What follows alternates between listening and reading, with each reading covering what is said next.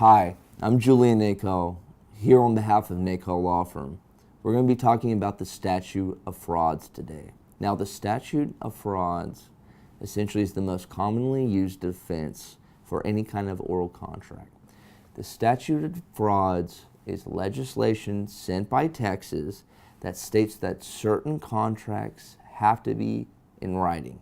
There has to be a mandatory writing provision. So that it has to be in writing, 100%. Now, certain of these contracts are surety contracts. If you get your little girl at 16 a car and you want to be a guarantee on it, it's got to be in writing.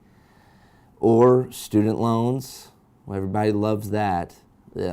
Putting a cosign on student loans. If you have oil and lease and getting any commissions on that. If you're living in a high-end uptown apartment in Dallas and the lease is more than a year, it's got to be in writing.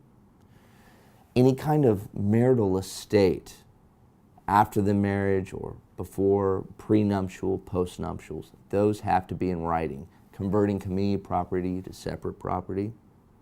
But the most important, well, let me take that back. Service contracts as well, and this goes to the oral contracts. Any service contracts over a year has to be in writing.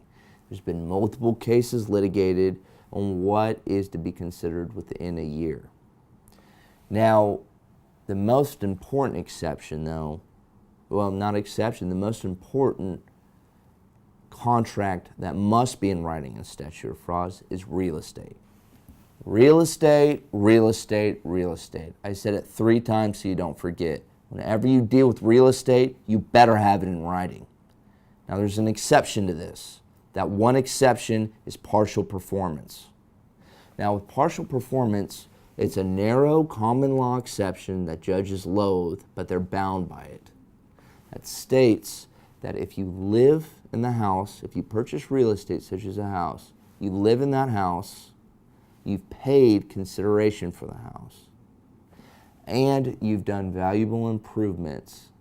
You've done improvements to the house that are both valuable and permanent, then that could be a valid exception to the written requirement for real estate pursuant to the Statute of Frauds. Now, I know that was a long sentence there, but it was essentially just remember it's an exception. This usually happens with family members.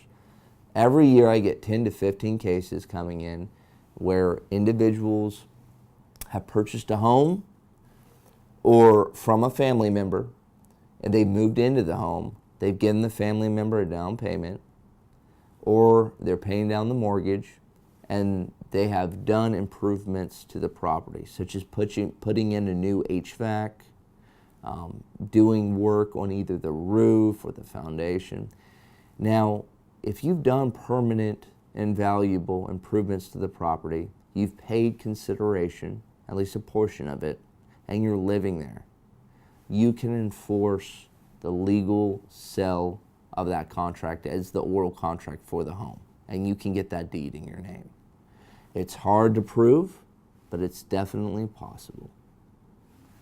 So whenever you're thinking about doing a deal with Uncle Bob to move into his second or third home for $150,000, you just remember attorney's fees and you get that in writing, okay?